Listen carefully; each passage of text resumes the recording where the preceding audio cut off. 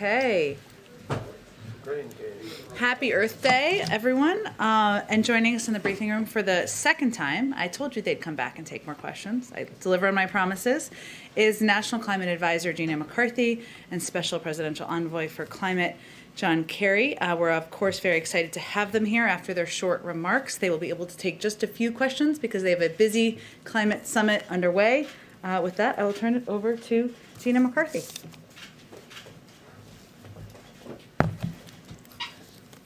Thanks, Jen, and thanks, everybody. It's great to be here. Happy Earth Day. On day one, President Biden fulfilled his promise to rejoin the Paris Agreement. And as part of re-entering the Paris Agreement, the President launched a whole-of-government process that was organized through his Climate Task Force to establish the 2030 emissions target, which is known as the Nationally Determined Contribution, or NDC. And it's a formal submission to the United Nations under the United Nations Framework Convention on Climate Change. The NDC is a commitment. And our NDC basically says that the United States will reduce our net economy-wide greenhouse gas emissions by 50 to 52% below 2005 levels by 2030. And this target builds on U.S. leadership at all levels of government and programs to date and positions American workers in industry to help us tackle the climate crisis. Today's announcement is a product of this government-wide assessment on how to make the most of the opportunity of combating climate change and what it presents for us and our future. To get here, we went sector by sector: electricity, transportation, building, industry, and lands and oceans. And we looked at the wealth of already existing cost-effective clean technologies and products that are ready for deployment, and innovation trends that we see in the marketplace that will allow us to win the clean energy future, and the opportunities we now have to create good paying union jobs, improve public health, keep our communities safe, and advance environmental justice. Over the past nearly 100 years of this 100 days, feels like years at times, 100 days of this administration, we met with and listened to cities and states, businesses, workers, scientists, economists, young people, parents, grandparents like me, who were actually around during the first Earth Day and hope to be around for quite a few more. The output of the bottom-up analysis and robust engagement is this, and that is that we see multiple pathways across all sectors, across all policy levers, across federal and state and local actions to grow our economy and to reduce our emissions. Look, President Biden has always believed that tackling the climate crisis presents a valuable economic opportunity, and the fact is, creating jobs and tackling climate change go hand in hand. We invest in the competitiveness of our industry and empower U.S. workers to build more resilient and sustainable infrastructure and propel us. That is how we lead and move forward in manufacturing and exports of clean energy technologies. In some ways, for my team, every day since January 20th has been Earth Day and Jobs Day. Every week has been Infrastructure Week and Innovation Week. We've marshaled the whole of government, the fantastic cabinet, and the remarkable team of climate and clean energy experts across the federal government behind this president's vision, not just to develop the target, but to unlock the opportunity that achieving this target represents. Because when President Biden hears climate, he thinks jobs, and it's no wonder. The work we need to do is not just about avoiding an existential threat, which climate change is. It's about how we create jobs for line workers, building thousands of miles of transmission lines for a clean, modern, resilient grid. Workers in energy communities capping abandoned wells and reclaiming mines and stopping methane leaks. It's about auto workers building modern, efficient electric vehicles and charging infrastructure to support them. You can follow me right after this briefing. If you want to go hang out at Union Station, you can get a close look at EV infrastructure in action. And engineers and construction workers expanding carbon capture and green hydrogen to forge cleaner steel and cement. It's about farmers using cutting-edge tools to make American soil the next frontier of carbon innovation. So let's be clear, the American Jobs Plan will help us more fully tap the economic upside here, investing in infrastructure, innovation in our workers and communities. It's something we cannot afford to pass on. Let me close by reiterating what brings me here to work every day, especially at this moment in my career. It's Joe Biden's unwavering focus on people, on the air they breathe, and on their health, on the strength of their communities and environmental justice, on the dignity that comes with good work and jobs we can create, on how we keep working together and move beyond a year we all would love to put behind us, to one of renewed hope and opportunity. Because after all, this day is all about investing in America and winning the future for our children. That's why we're here. Earth Day, Jobs Day, every day. Thank you, and now let me pass it on to my good friend and my fellow Bostonian, Secretary John Kerry.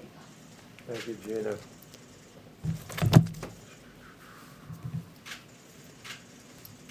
Thank you very much, Gina. I'm really happy to be here to share this day and this subject matter with all of you. And I want to begin by just sharing with you what a spectacular job Gina and her team have done. You may remember the executive order which said the president will aim to announce the NDC at the summit.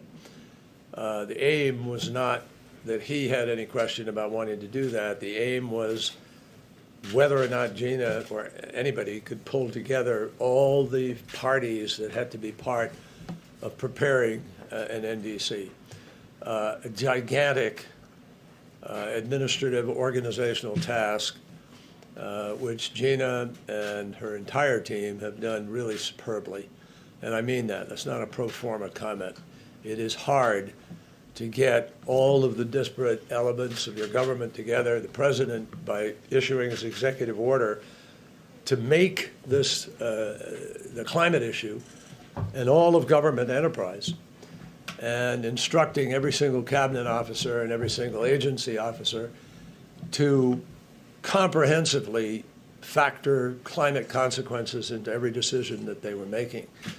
And they have done that. And Gina created this task force. We've never had an all-of-government task force on this subject ever before. We had it now because Gina's creation, and it's worked. And that's what brought everybody together to get this ambitious but appropriate, achievable goal in place. So I salute her and I thank her for that. It's a great service. And everywhere that I went in the world in the course of the last months, first question out of people's mouths was, what's your NDC going to be? What are you guys going to do? You've destroyed your credibility. You've left the Paris Agreement. How can we trust you? What's going to happen in the next 4 years? And to which there is a very, very powerful answer. Change what is now happening globally in the marketplace. And that is part of the message of what's happened here today and in the last few days. You've had, yesterday we announced the Net Zero Bank Alliance. We announced the Glasgow Financial Alliance for Net Zero. And we have some 43 financial institutions across the world worth some, I forget the exact sum, 40-some trillion dollars or something in terms of assets managed. And just yesterday, a number of banks announced, 6 banks to be precise, that they are allocating or setting or making a commitment that they will invest in climate-related efforts, initiatives, investments, $4.16 trillion over the next 10 years. That's been a really missing element in all of this. So I'm really happy to be here today for a number of reasons. First of all, just parenthetically, 5 years ago today, I had my granddaughter on my knee in New York and signed the Paris Agreement. And that was a great moment for everybody in the world when everybody came together in New York excitedly to set out on this venture. Regrettably, without any facts, without any science, without any rationale that would be considered reasonable, the former president decided to pull out. He was the only president in the entire world, the only chief of state in the entire world who, without any scientific evidence, decided to pull out of the Paris Agreement. So when President Biden was elected, having made climate one of the most critical issues of his agenda, we had a big step to get up. We had to restore America's credibility. We had to prove that we were serious. And I think today does that in many ways. And not in a chauvinistic, in a way that's sort of inappropriate to our relationship with other countries, but in a way that reinforces the fact that this is multilateral, that we need to bring all the countries of the world to the table, and we all need to raise ambition. That's the central theme of this meeting today. We must all raise ambition. And you heard that in, I thought, profoundly meaningful, moving, understandably frustrated and angry words, tame for anger, words that came from Shea Bastida. And that's where a lot of the younger generation is today, appropriately pretty upset at the adults, the alleged adults, who are not getting their act together to make happen what needs to happen. We aren't there yet either, but today we built a huge foundational building block in the effort to get there. So the importance of today, in my judgment, is this: the world came together. President Xi, Prime Minister Modi, President Putin, presidents of small countries and big countries, President Macron, Chancellor of Germany, the EU itself, independently,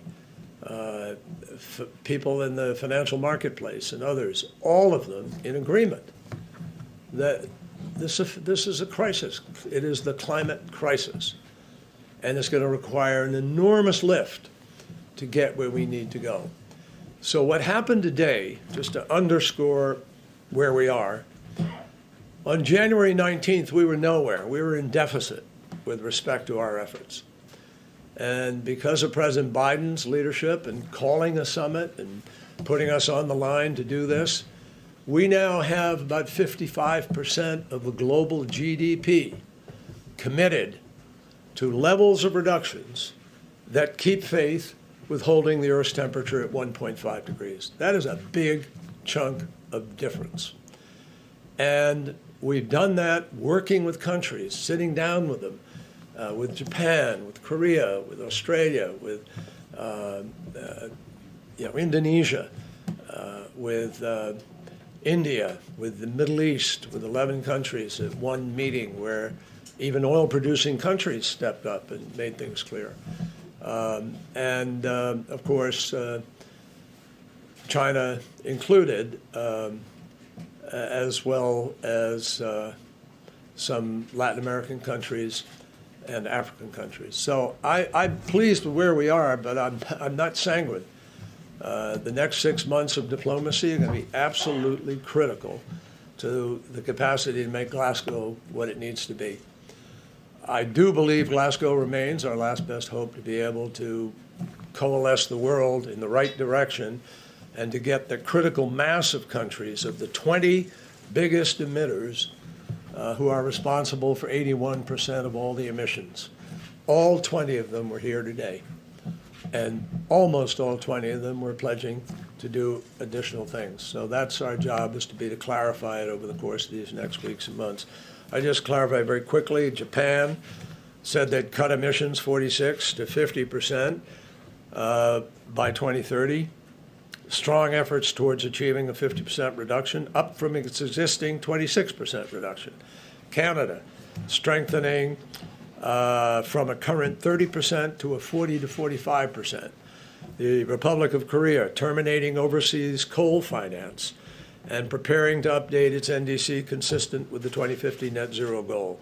India, a partnership with the United States to deploy 450 gigawatts of renewable power. Why is that important? Because if we can do that, which is where our finance component of this is so critical, if we do that, India is on track to hold the 1.5 degrees centigrade. So Argentina announced a package of important measures. UK last week just announced 78% target by 2035. And yesterday, EU announced a new law to embed the 55% reduction for 2030 and also the net zero. So, I think that it's progress, but we still have a heavy lift, and no one should doubt the challenges of the road ahead. So happy to be here. All right, I know we're very close to the tail end of when Gina has to go, so let's try to get around Let Gina very go. quickly. Go ahead. Thank you, Secretary Kerry. First, when it comes to the pledge, how can you realistically make this pledge to the rest of the world when there's no guarantee that Republicans will get on board with your plan once you release it? Well, a lot of the plan is executable through just executive order. I'm going to let Gina speak to this, but a lot of the plan is executable through order. But that's the power of having the private sector here. That is the real reason why I'm saying to you that no politician in the future is going to do this, because all over the world, trillions of dollars, trillions of yen, trillions of euros are going to be heading into this new marketplace. And the future belongs to the countries, as you heard today from any number of leaders, that are the ones who develop green hydrogen fuel, or storage, or battery storage, or direct carbon capture from the atmosphere. Some technology is going to break through here, folks. And one of the things I know the president's thinking about is how to accelerate the innovation and the research and development that's going to push that curve. Gina, do you want to talk to that a little bit? Sure. Just to indicate to you that this is really a result of understanding what our authorities are at the federal government, but also what's happening at the local and state level. What's happening in the business community? What kind of technologies that are ready to be deployed now? How many jobs can be created by this? This is not just a bottoms up, it's also a values down. It's also looking at how we grow as a country and be sustainable. The plan that the president has put in place and the plan that we're relying on here is a plan that we can deliver because we have the wherewithal to do it in terms of policies and programs, but we also have carefully looked at what we can deliver in terms of change. And the world is changing. It's not going backwards. It is moving forward. And the exciting thing about this is that this plan has received endorsements from the AFL-CIO, the Chamber of Commerce, the Edison Electrical Institute, and the IBEW. Does it get better than that? You know, this is because all of them recognize that we have to invest in America again. That's what the American Jobs Plan is all about. That's what we anticipate our country will do because we know how to make this happen. We can put people back to work, and it's time for us to think about hope and opportunity and get past the year that we're finishing. No, I just kind of, a lot of people would say, stay here, but a lot of people would say, if the president hadn't put the plan forward, you'd be asking why you haven't put the plan forward to do the building out of a transmission system for America or whatever it is. He's put it forward. And it's a legitimate thing to say, now can it get passed? Can you get there? But this job future is not something conjured up out of anybody's imagination. This is the most real thing in the world. The Bureau of Labor Statistics says there are 3 jobs that will actually grow more than 50% this year. The first is 62% growth in wind turbine technician. The second is nurse practitioners for obvious and unfortunate reasons. And the third is solar panel installer at 51%. So the jobs are growing there. I'm not offering that job to somebody who may feel, oh my God, I got a better job, I don't want to lose that job, et cetera. But the job market here is going to be gigantic, and for electricians, plumbers, pipe fitters, steel workers, heavy equipment operators, all of these people, building out America's legit grid and transitioning us to this new future is going to happen in countries all over the world, and we need to make sure we're not left behind. In fact, that we're leading in the creation of the new technologies, new opportunities. And the only other thing I would mention is that, wind and solar had the biggest year they've ever had last year. And what we saw last year was continuation of tax credits that passed through a Republican-controlled Congress. So we all know where this is heading. The real question is, do we want to have the courage to grab it here, to prosper from the jobs here, and to stabilize our economy and our planet at the same time? I can hear your staff not They're yelling trying at to me. pull you to Union Station. And the only thing I will tell you is electric vehicles are another interesting piece that's actually going to be a big part of our future. I'm going to go check out a charging station and look at some of those vehicles. But the thing I would encourage you to think about is that we've had many of the large car companies stand up and say 100% EVs by 2035. We didn't say that. I didn't even say electric vehicles. It was the very first thing they said to me, is that that's the future. And that's what this is all about. What does our future look like? Who are we grabbing it for? Happy Earth Day. Thank you. I'll take a couple more. Okay, Yeah, I'll take all right.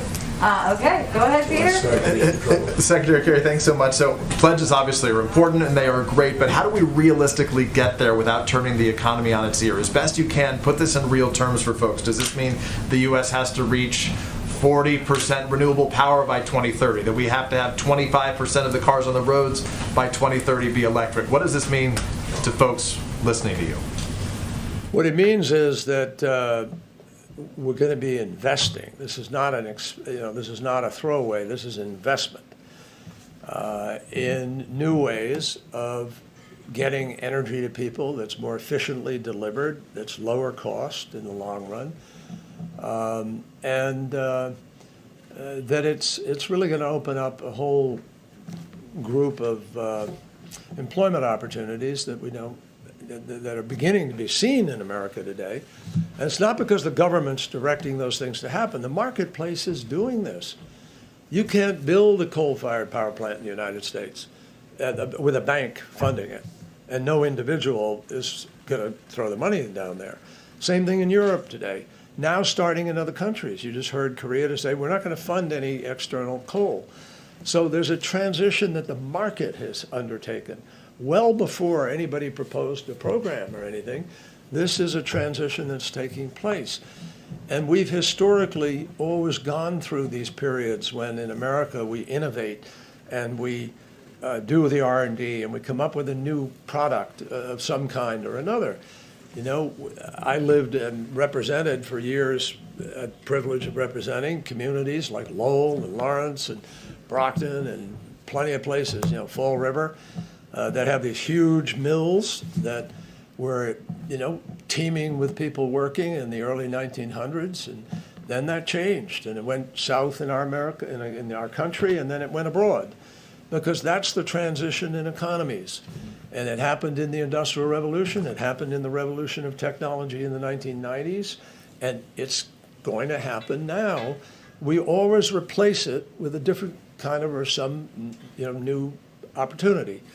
And I don't think it's going to mean that much dislocation, frankly. It's going to mean some greater opportunity. What specifically can you probably can't give specific numbers to those things on electric vehicles on the road then, but given what you witnessed with the last president, what, if President Biden is not to win again in 2024, what specifically can you do now to make sure that the next president with a stroke of the pen can't reverse progress you're trying to make right now? I'll answer that very directly, but I want to begin by pointing out to you that there's a company called Tesla, which is the highest valued automobile company in the world. Why? All it makes is one product, electric vehicles. That is what is happening. That's a signal. That's the market saying, here we are. This is going to happen. And GM has now already announced on its own that they are only going to produce electric vehicles as of 2035. And Ford Motor Company, ask the president of Ford. I heard him at an event standing up and saying the electric car is a better car. They love it. And now if you've driven one, but they're fabulous. They're really great. And so my feeling is that that this is going to take place because the market is sending signals and the consumer is sending signals. Now, that said, how do you prevent somebody from coming along and preventing the stroke of a pen change? Here's what is going to happen, no question about it.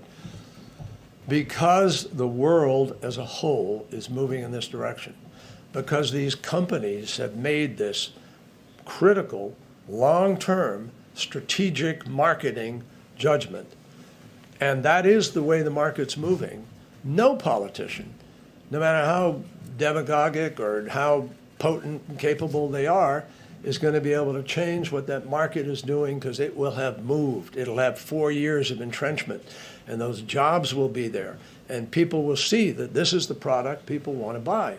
And they will also increasingly, I believe, more and more convinced by the heat in the summer, by the floods, by the weather, by the intensity of storms, by the rising of sea level, that we got to get moving. And I don't think anybody's going to get back from that fast, because we're way behind the 8 ball on that. And the chances of seeing more damage before we see the progress is very, very real. We do one or two more. Go ahead, Jeff. Thanks, Jen. Secretary Kerry, President Putin and Bolsonaro today both threw a little bit of shade at the United States with their comments about historical emissions. I was wondering, what's your take on their plans and your response to those criticisms, and whether or not you have an intention to travel to those countries? Well, at some point, probably travel will be warranted. We've been in conversations with both, with their teams on this subject. We're not at a place where we feel like we're prepared to, make the journey, because there is a sense that there may be something concrete that we can define. But I think there may be chances of it. I listened to President Putin today. I thought he was pretty rational and put some decent visionary thoughts on about things we might want to be looking at and cooperating together. And he talked about that possibility. So just as with China, where we found a way to try to at least create this chain, this line of communication, and where we have a long way to go, but it's a beginning, and that's the nature of diplomacy. But I think that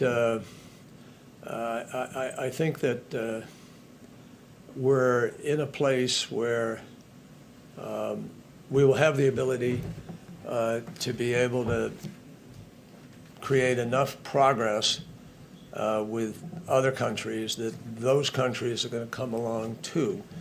And I sense from both of them, some of the comments that President Bolsonaro made today surprised me for their, that's pretty good. That works if you do those things. The question is, will they do them?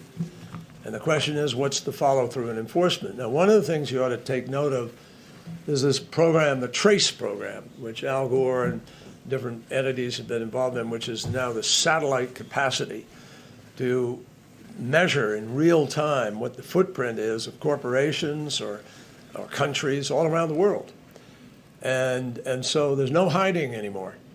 And there's going to be real-time tracking. And that's one of the things that will come out of Glasgow, I think, is sort of what's the accountability structure going to be here for countries to be able to move. So I think that, Russia has reduced some emissions. Their economy is very different from ours and a lot of people on the planet. It's mostly gas-based, as we know. That presents challenges for them going forward. So I think there's room to hopefully have a discussion about this, and we'll see if we can find some common ground. I think that's the most important summary of what I heard in terms of their comments today. Do you think the 50 to 52% that the president unveiled today, that Gina McCarthy put together, is far enough for the U.S.? I think it's doable. It's not easy. Is it doable? Yes. Will we probably exceed it? I suspect yes. I think a lot of us will wind up exceeding the predictions we're making, because we're measuring predictions by the economies we have today and by the technologies we have today.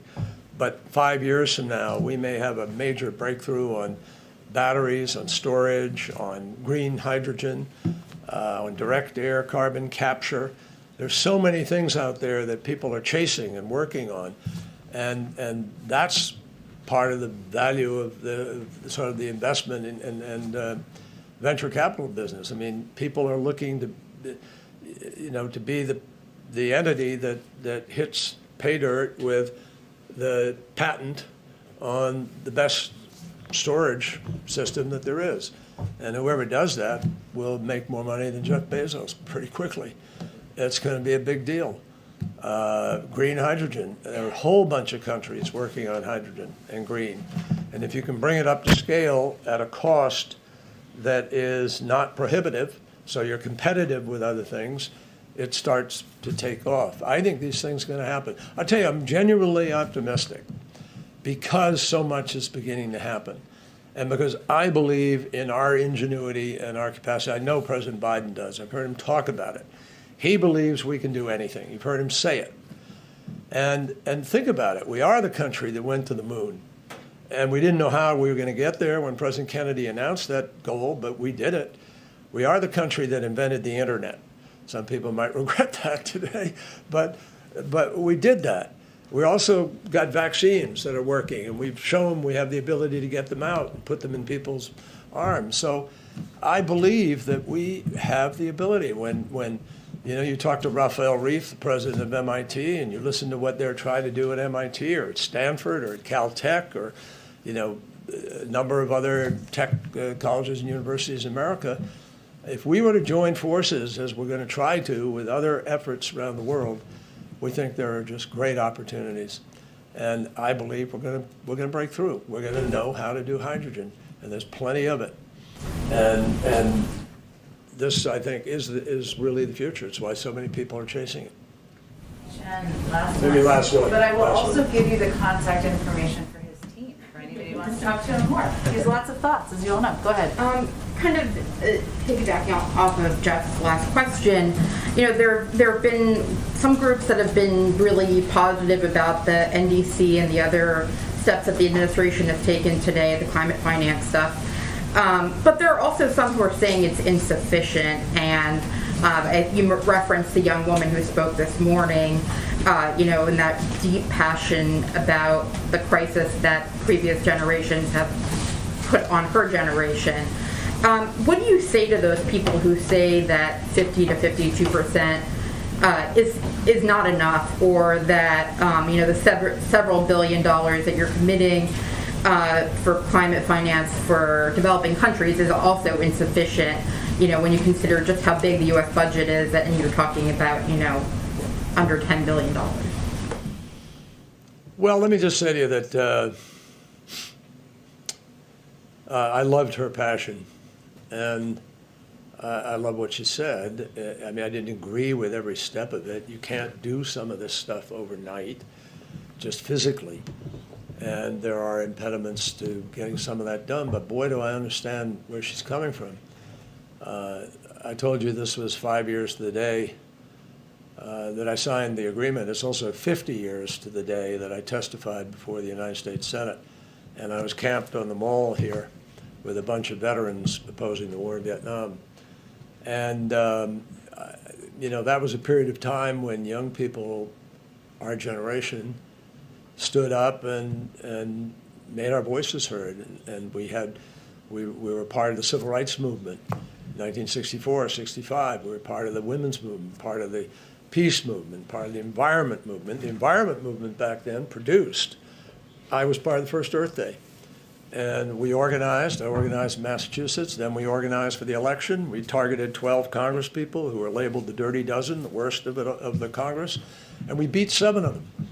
And that's when we passed the Clean Air Act, the Safe Drinking Water Act, the Marine Mammal Protection, the Coastal Zone Management, the Endangered Species, and we created the Environmental Protection Agency for our country. It all happened, folks, back then. Richard Nixon signed it into law, 1972, I think. So, I believe in what the young folks are doing out there today. They're trying to get adults to be adults and do what we're supposed to do, which is take facts into consideration and respond to those facts.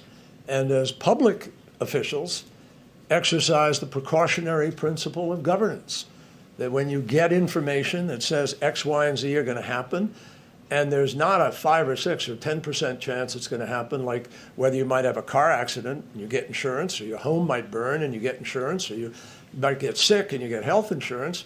It's 100% certain that most of these things are going to happen, that the ice is melting, that the sea is rising, that it's warming, and yet we're not buying insurance.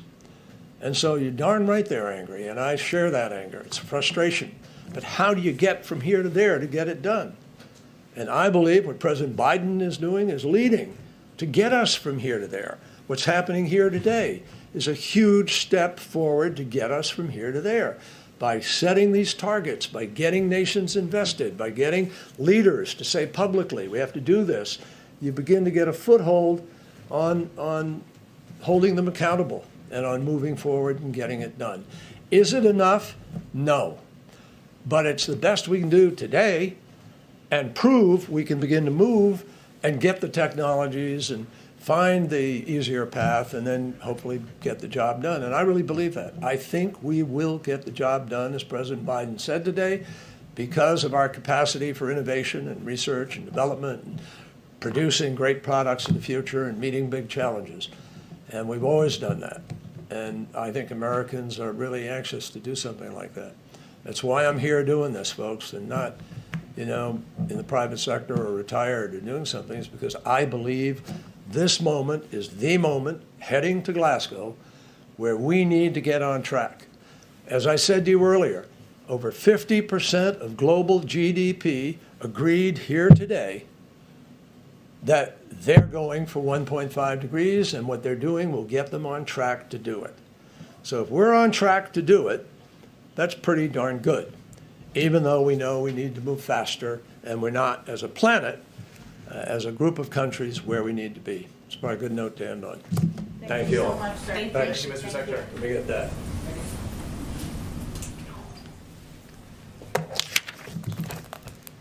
Are you now stepping up for your... No, I've got to do the briefing now. I'll call you later. Thanks. Okay. See how it was so great to work for him several times over? Okay, a couple, I think I just have one or two more items for you at the top, just one more. As you saw this morning, the latest unemployment insurance claims came out. They provide a welcome sign that our economy is slowly healing, and also provide a reminder of the importance of both the pandemic programs extended by the American Rescue Plan and the 200 million shots we've gotten into the arms of Americans in less than 100 days. While these weekly numbers can be volatile, we are encouraged by the fact that the 4-week average is also down. It demonstrates that the administration's combined efforts are building confidence in our economy, and that the president's approach can both create good-paying jobs and address the climate crisis. With that, why don't we go onward to you? Thank you. New York Times is reporting that the next phase of the Americans Family Plan will include tax increases on the wealthy to help pay for human infrastructure like education. Can you confirm any of the details that tax increases are in the offing? Well, first, let me just reiterate the president remains committed to his campaign commitment of not raising taxes for anyone making less than $400,000 a year, and that will certainly be reflected in his proposal he makes next week. Let me also say that you can expect that he'll outline the details of the American Families Plan in his joint session address to Congress next Wednesday, April 28th.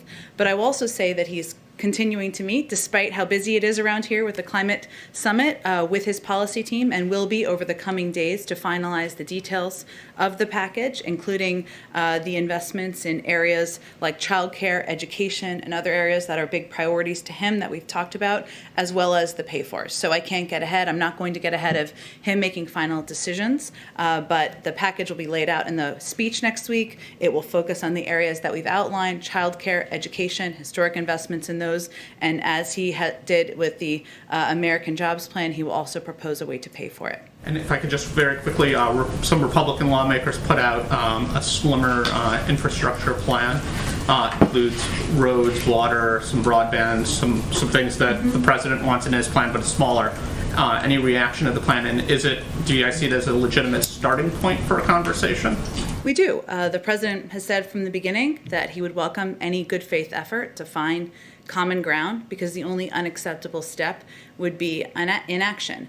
We've seen some top-line proposal or top-line details, as you all have reported on. We're looking forward to reviewing the details of the proposal. We would expect the next steps would be a full briefing and conversations on a staff level that will continue over the coming days, and an exchange of ideas from there. And then we'd also expect, I would expect, that you should all expect the president to invite members to the White House soon after the joint session address. But we certainly welcome any good faith effort and certainly see this as that. But there are a lot of details to discuss and a lot of exchanges of ideas to happen over the coming days. Go ahead. Is President Biden going to extend his call for Americans to wear masks beyond 100 days?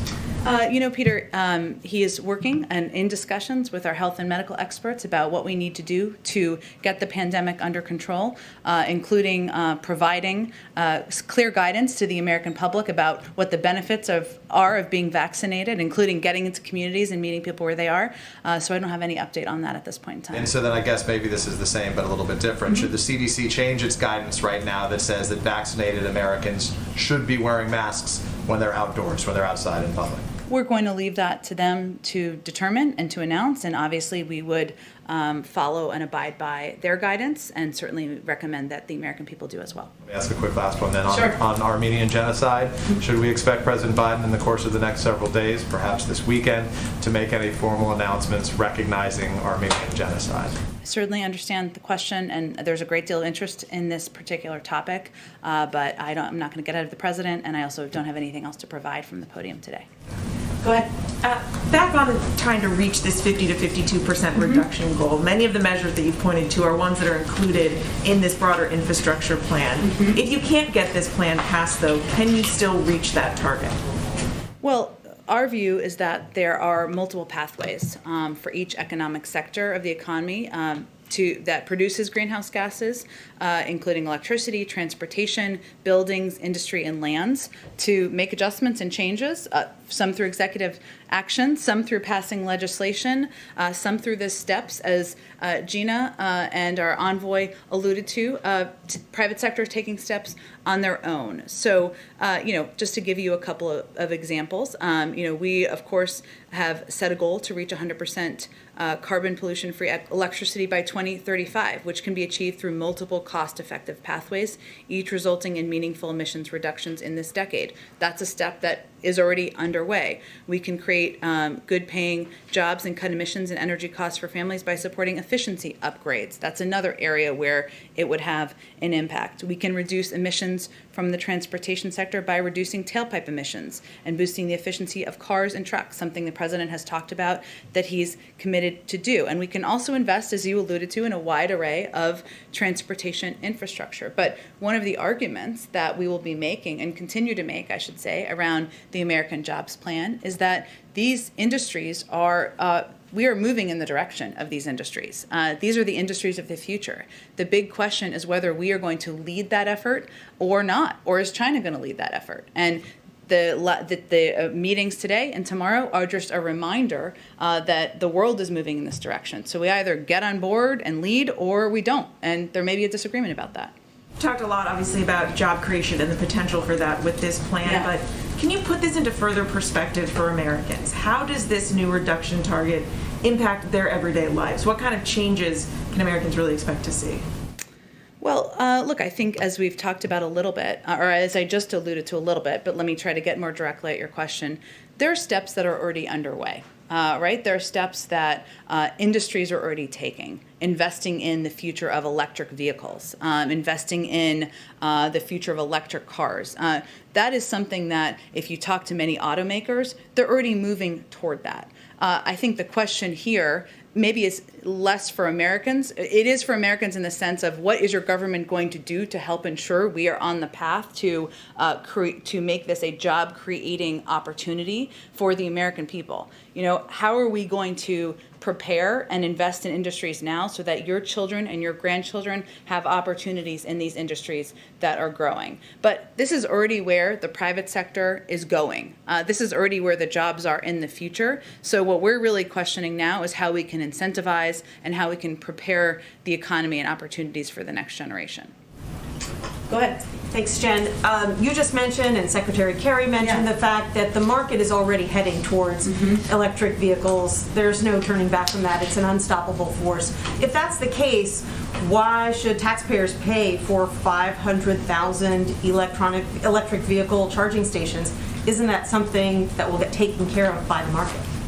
You know, I think there's a role for government to play. Our view, the president's view, is there's a role for government to play to incentivize, to ensure that there is continued movement in this direction. But there's also a great deal, a lot of the investment that's in the American Jobs Plan is about ensuring that there are industries and jobs that are created in sectors in the future to help the next generation survive and prosper. So yes, there is a private sector partnership here. There's a role of the private sector, but our view is there's also a role of the public sector, and that this is these are industries that are also going to create jobs, and that's part of the role we can play. You know, and I know there's been criticism out there, or questions about how this is going to impact job creation today, right? And job creation in our economy today, or some criticism, I should say, from some Republicans in Congress that I've read this morning, seen on on Twitter.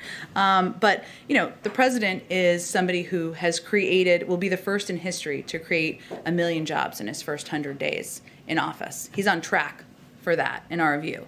And a lot of these critics are the same people who advocated for the policies of the last administration, in the last president who oversaw an economy that lost more jobs than any president since Herbert Hoover. It's quite a name. So join us on the journey. We feel clean jobs can be good jobs, create millions of jobs in the future. And that's, I think, what we're conveying to the American public. I want to go back to taxes for a moment, because the Dow is down about 350 points on reports that the Biden administration is going to propose doubling, essentially, the capital gains rate for high-income Americans. Can you tell us any more about that plan, and do you have any concerns that that would discourage long-term investing?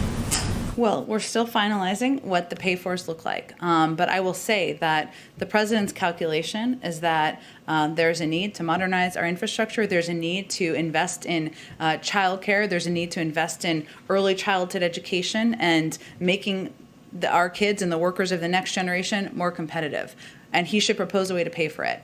His view is that can be on the backs of the wealthiest Americans who can afford it, and corporations and businesses who can afford it. And his view, and the view of our economic team, is that that won't have a negative impact. There are alternative views, or there are proposals that don't exist yet on how to pay for it. That will be a part of the discussion. But he stays firm to his commitment to not raise taxes on Americans making under $400,000 a year, and he'll have a range of proposals on how to pay for his plans to invest in education and childcare. Got it. And then finally, can you tell us anything about these reports that the Pentagon has been investigating suspected directed energy attacks, likely by the Russians, against U.S. troops?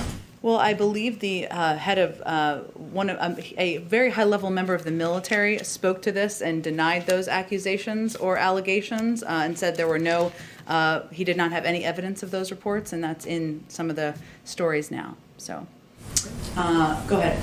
Thanks, Jen. There's been a lot of talk about innovation in the private sector, but going back to the public sector, today putting out the International Climate Finance Plan, kind of piggybacking off of another question, when you're giving money to developing nations, raising that amount of money, what kind of strategy does the White House have for dealing with maybe some opposition in Congress there, and also changing within the government, like the administration planning to spend less on fossil fuels, relying more on green energy? What's your strategy for reaching Republicans in Congress? About the importance of doing this? About how to get them to raise the amount of money that are going to developing nations, and the importance of doing it.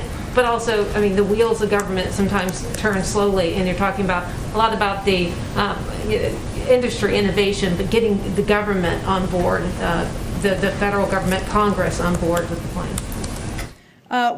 Some of this commitment, I think, as you're alluding to, of the climate finance announcement is asking Congress to appropriate the $1.25 billion. Is that what you're talking about, for the Green Climate Fund?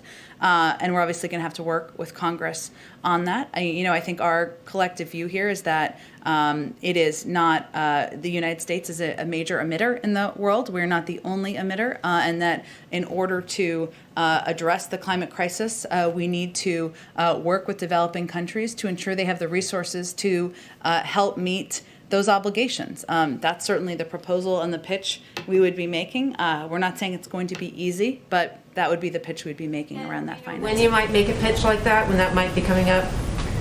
With members or with members, yeah. Well, certainly we just announced it today, and I expect we'd have conversations soon with members about the importance of moving this forward. One more question for a colleague. Yeah. Looking for a reaction to the apparent pullback of Russian troops along the border of Ukraine. Do you know if the president's going to speak with President Putin about this reported plan to move troops away from that border by May 1st? Well, the president, of course, has expressed he had a call with President Putin just last week, if I'm remembering the timing correctly, and we have expressed our concerns over the course of the last few weeks about the buildup of troops and what we had perceived as aggression on the border, and conveyed our clear push in coordination with the global community for troops to move back and to reduce that aggression. We obviously want to de-escalate tensions, not only in the relationship, but certainly at the border. I don't have any predictions of a call with President Putin to make. Obviously, he participated in the summit this morning, and they spoke just last week. Our national security advisor spoke with his counterpart earlier this week. So I would expect the conversations will happen at that level for the time being. Go ahead. I just want to circle back on Russia again. So Navalny's health is continuing to deteriorate, and I know that you had said, along with National Security Advisor, that you've made clear to Russia that there will be consequences if he dies. But I'm wondering if there's anything you could say about what the administration is willing to do now, or communicating to the Russians now, about the need to get him out before he does die. Well, to be clear, Jake Sullivan, our national security advisor, had a conversation with his counterpart just a few days ago where this was certainly a part of the discussion and conveying not just the consequences, but certainly our call for and our push for him to be treated with humanity and also to be released. And that continues to be a message that we are conveying clearly. I will say that we have found in diplomacy that sometimes those conversations and the content of them and the level of them and the number of them need to happen privately, and that is a more constructive way to reach our outcome. So we are conducting our strategy through that prism. Is the administration considering any additional sanctions on perhaps the oligarchs that Navalny had listed prior to his arrest in January, saying that these are the people that if sanctioned, it would really kind of change Putin's behavior? Definitely. Well, as you know, because I know you cover this closely, we issued just earlier in March, I should say, in coordination with Europeans, a number of sanctions. We obviously reserve the right to issue additional sanctions in the future. The executive order the president signed just last week gives us authority to do that on individual industries. But obviously our objective here and our focus and our hope is that that Mr. Navalny will be treated with humanity and kept safe, and of course ultimately be released. And my last one, is there anything you can say about additional Nord Stream 2 sanctions, or what the administration is planning on designating additional entities? I don't have anything to predict for you. We continue to believe that is a bad deal, and we continue to convey that not just directly with a range of counterparts, including the Europeans. Go ahead, Jeff. Jen, you mentioned that the president will lay out his plans for the American Jobs Plan. American Families Plan. Sorry, thank you. It's a lot to keep track of, I know. They sound similar. Next week. Can you give us a sense of what else he plans to unveil at his joint address? Well, he is currently thinking through what priorities he wants to focus on in the joint address. He certainly recognizes that this is an opportunity to speak directly to the American people, one of the highest profile opportunities that any president has in their first year in office. So a core of that will be him laying out the specifics of the American Families Plan, his commitment to child care, to education, and to delivering on those priorities and middle-class priorities, and ensuring that there's an investment in economic security from the federal government. I also expect on his mind are issues like police reform, health and his commitment to expanding access to health care. So I expect he'd talk about a range of issues. I will say, because I've been through a few journeys with these speeches before, that it is a very important speech, a very high-profile speech, but it is happening around the 100th day of his presidency, and it won't represent or touch on the totality of every issue that's a priority. So we are working through what the end content will have. Unless you want to sit through a 7-hour speech, which I don't think you do. Just one other quick Yes, go topic, ahead. Jen. The House today passed a bill to make Washington, D.C. the 51st state. It obviously faces some tough odds in the Senate. What's the White House's take on that, and to what extent is President Biden involved in that going forward? Well, President Biden strongly supports D.C. statehood, and we will our administration will work with Congress to get it passed. We put out a statement of administration policy in strong support of H.R. 51 just this morning.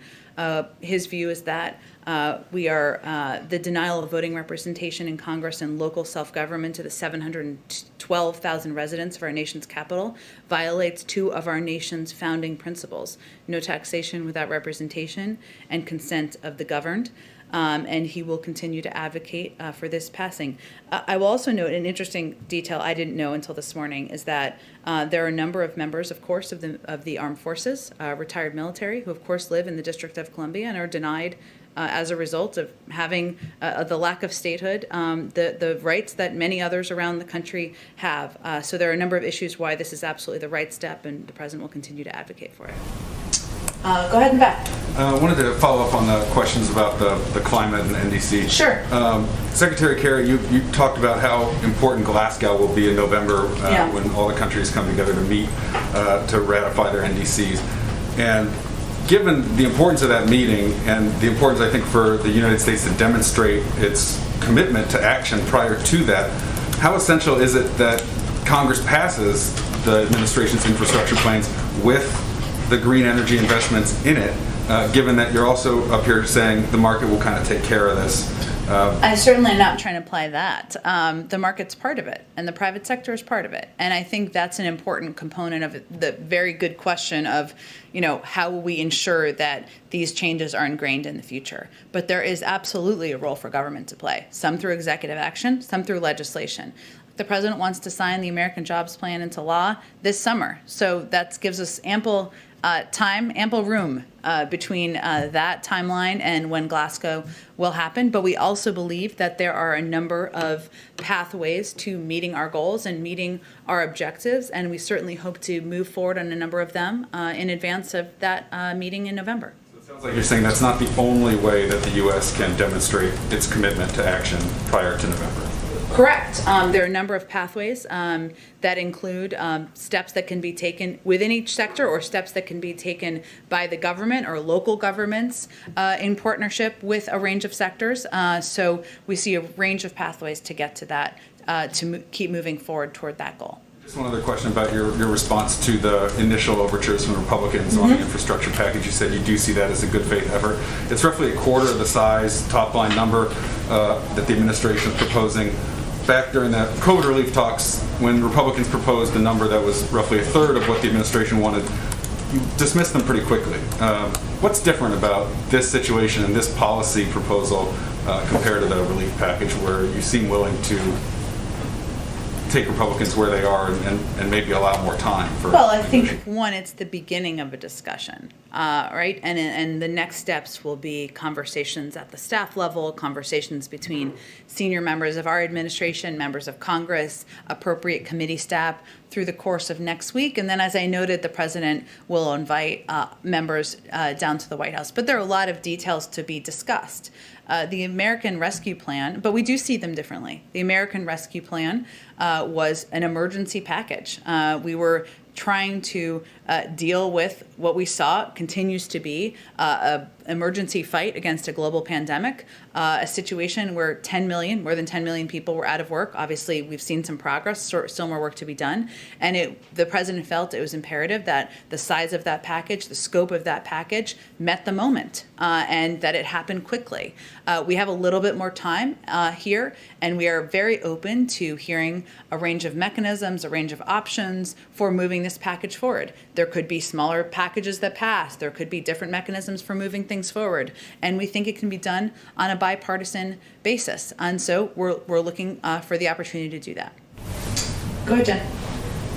You mentioned this $400,000 a year level for, nobody's taxes will be raised above that. But there's been some confusion or lack of clarity around whether that's individuals or couples or families. So what is the actual 400,000 definition? Individuals. Okay. But I understand the question, and there'll be more specifics about any of these tax proposals when we lay out the plan. Thank you. Go ahead. Thank you. So it's a question related to the president's upcoming speech on Wednesday. I'm wondering if you could talk a little bit about why it was important for the president to actually deliver the speech at the Capitol building versus, remotely here from the White House, given everything that happened on January 6th and given the concerns about, the coronavirus. Why is it important for him to, physically be there? Well, first, the president was in the Senate for 36 years, and he is a person who has not just a long history, but a great deal of respect for the institution of government that is Congress. And he also recognizes, as we all do, that it's an opportunity to speak to the people who you will work with in partnership to get business done for the American public, but also to speak directly to the American people, as this will be a prime timed address, as it always has been throughout history. And so it is an opportunity that he's been eager to take advantage of. Obviously, we've been working in partnership or in cooperation with the Speaker's office for the last several months. And as you touched on, certainly there were unique factors this year. Obviously, we always take into account security, but in doing this in a way that is COVID safe is something that the Speaker's office and leaders in Congress are very cognizant of. Go ahead. Hi. Two questions. First, from someone who can't be here due to coronavirus restrictions. The New York Times is reporting neither drug pricing nor health coverage will be part of the American Families Plan proposal. Is that accurate? And is the president still committed to getting those done and discussing them in his speech next week? Well, I expect the president, as I noted, to talk about the American Families Plan in his joint address, as well as a number of other issues, as I answered in response to Jeff's question, important to him, including health care, the need to put in place police reforms. He's made clear his commitment to expanding access to health care. It's why he opened a special enrollment period during this pandemic. We're excited by the progress we've made. More than 500,000 Americans have signed up for coverage since the president was inaugurated. It's why he put into the American Rescue Plan subsidies to make it more cost effective for many Americans. And of course, the president's number one priority has been tackling the greatest health crisis our country has faced in generations. And just a reminder, again, this is a speech. It is an important moment. It is an opportunity to lay out his agenda, but it will not represent the totality of every proposal he wants to achieve during the course of his presidency. It is also still being finalized, and the president will do some thinking work himself on it over the coming days. On a very different note, obviously the president played golf at the weekend. Is there anything else you can tell us about how he spends his evenings and weekends? Is he reading books? Is he listening to music? Is he watching movies? What does he do? Look, the president is very close with his family, not just Dr. Biden, of course, but his grandchildren, and he has the opportunity to see them at times over the weekend and also see his kids, and that's important to him, an important way of how he spends time. Like many Americans, of course, he enjoys movies, and he has 2 dogs he loves, and I would say I think he likes to spend time with family and loved ones and take a moment to take a breath, just like most people across the country do when he has the limited amount of free time you have as leader of the free world. Go ahead, George. Yeah, thanks, Jen. Has everyone on the White House staff now been vaccinated, especially those who come in contact with the president? It's been a priority, George. I'll have to get back to you on the specific numbers, and we've tried to be quite transparent about that, and I'm happy to do that. It's been a priority, of course, to ensure that the White House staff, especially those who have close contact with the president, are vaccinated. But every member of the White House staff, as you well know from covering this place, I don't think that would be accurate at this point in time, but we'll check on the numbers. I will just reiterate or restate that we also take a number of precautions, including, of course, wearing N95 masks. when we are in meetings, we have very limited meetings. There's a very limited footprint in the White House. We have also a number of staff who are working from home still, who would normally be working on the complex. So, but we're working to vaccinate staff. I'll see if we can get an updated number to you and others who are interested in that. Acknowledging that the White House is not a normal workspace, Yeah. what are you looking for that would allow you to make the decision that the president doesn't have to wear a mask when he's around people who've been tested and vaccinated? I expect, just like all of you and like many Americans across the country, we're going to wait for the health and medical experts to provide guidance on when it is safe to do exactly that. Go ahead in the back. Thank you, Jen. Two climate summit questions. Sure. Secretary Kerry yesterday, he said without China at the table, there's simply no way to resolve the climate crisis. How will the U.S. work with China in the field of climate? Well, Secretary Kerry has already had discussions, and I expect we'll have. I was talking to him right before we came out here. We'll have follow-up questions after President Xi's remarks this morning, our follow-up conversations. There's no question that China has an important role to play in working with the global community to help reduce greenhouse gas emissions, address our climate crisis. That was the case when the Paris Climate Agreement was signed 5 years ago and continues to be the case today. And also the credibility issue. Market matters, but government matters too. Can you guarantee the United States can follow through its commitment until 2030? That's absolutely what our commitment is to not just lay out goals, but to take steps to achieve it.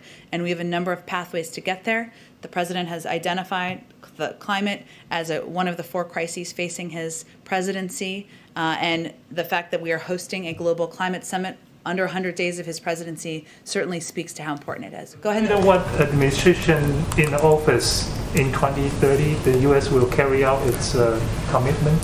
Well, again, I think as my colleagues here spoke to, this is where the private sector is going. This is where government is going. These are industries that are going to create jobs in the future, and we certainly have every expectation and hope that future administrations will deliver on the groundwork we do over the next several years. Go ahead, Beth. Thank you, Jen. I have a couple of questions, if I may. One, on today's the first anniversary of the murder, disappearance of the soldier Vanessa Guillen of Fort Hood, Texas. The family is still asking. They held a press conference today asking this Biden administration for justice. They want to meet with the president. Is the president aware of the case, and would he be willing to meet with the family?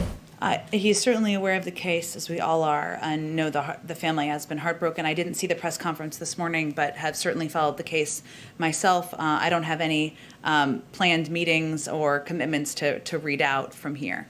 And then on Tuesday, when the Hispanic Caucus was here, they said that the president committed to putting together a sort of a task force on an emergency basis to send to the border when there are surges of migrants coming in. Is this something that the president would work on right away? Could we see such a task force go to the border in the next few months? I'd have to check on what the specifics of that are. I mean, we have already sent DART teams to some of these countries in the region to help address and provide additional humanitarian assistance. I don't know if there was a reference to that. We've also worked with a number of countries in Central America to help increase personnel and resources at the border to reduce the influx or movement of migrants to our own border, but I'd have to check on what the specifics of that actually are. And the last one on the climate Sure. summit today, do you have any idea why the Mexican young lady who spoke, Shisa Batista, came in before she was supposed to, why she was moved up on the agenda today? I'd have to check on her schedule. I don't know why sometimes things move in the schedule. As you saw this morning, there was an enormous Herculean technological effort underway here, and sometimes there are movements in schedule because of that, but we're happy to check on that for you too. Great. Thanks, everyone. Thanks for being so patient in your seats. I should have brought snacks today, you know? I can bring snacks tomorrow. Okay. Absolutely. Okay, great. COVID safe, a little snack bag for everyone. It'll be yesterday's food. Yeah, exactly.